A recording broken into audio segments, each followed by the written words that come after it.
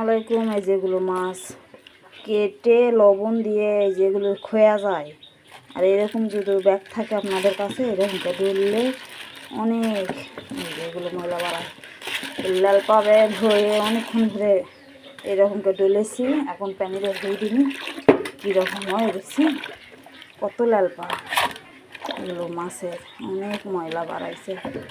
লবণ দিয়ে লবণের সাথে ডলে ডলে হাত এগুলো খোয়া যায়। বেশি যদি মাছ হয়ে যায়, লাল পা কত বাড়াইছে দেখছি, কত সুন্দর পরিষ্কার হয়েছে মাশাআল্লাহ। এইরকমটা ধুলে অনেক পরিষ্কার হয়।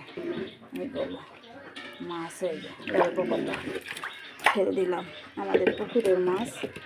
আবার এরকম করে কসলানো হবে।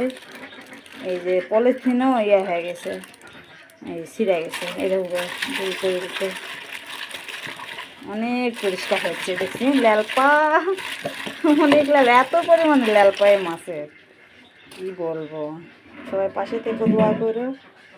মাছ দিয়ে রান্না করে নিব ট্যাংরা মাছের ঝোল।